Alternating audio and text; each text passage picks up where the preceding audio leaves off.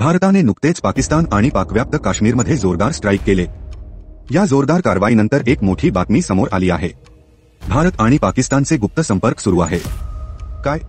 युद्धाच्या सीमारेषेवर तणाव आहे आणि इकडे मागून बोलणी सुरू आहे। संपूर्ण माहिती सांगतो, व्हिडिओ शेवटपर्यंत बघा। सर्वात आधी गोष्ट घडली, भारताने पाकिस्तानच्या आत आणि पाकव्याप्त काश्मीरमध्ये 9 ठिकाणी हल्ले केले। लष्कर-ए-तैयबा, जैश-ए-मोहम्मद आणि हिजबुल मुजाहिदीनच्या तळांवर स्ट्राईक झाला। हे करत असताना भारताच्या हवाई दलाने लाहोरमधली एअर डिफेन्स सिस्टम निष्क्रिय केली, म्हणजे पाकिस्तानच्या हवाई सुरक्षा व्यवस्थेलाच थांबवलं।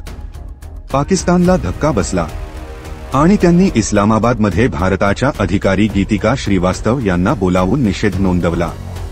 पण आता महत्त्वाची गोष्ट, या सगळ्या गोष्टी होत असताना भारत आणि पाकिस्तानचे राष्ट्रीय सुरक्षा सल्लागार एकमेकांच्या संपर्कात आहेत। भारताकडून अजित डोभाल, पाकिस्तानकडून लेफ्टनंट जनरल असीम मलिक, DGISI दोघांनी संपर्क केला, याची पाकिस्तानच्या उपपंतप्रधान आणि परराष्ट्रमंत्री इशाक दार यांनीही कबुली दिलीय।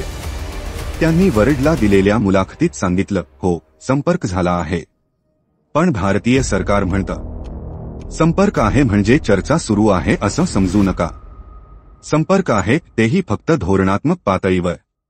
आपलं सैन्य सज्ज आहे, पण भारताला माहित आहे की डिप्लोमसी सुद्धा एक शस्त्र असतं।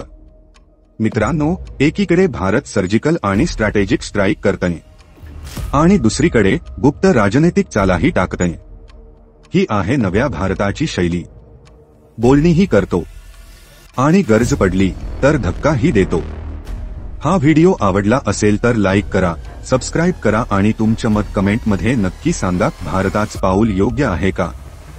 जय हिंद, वंदे मातरम।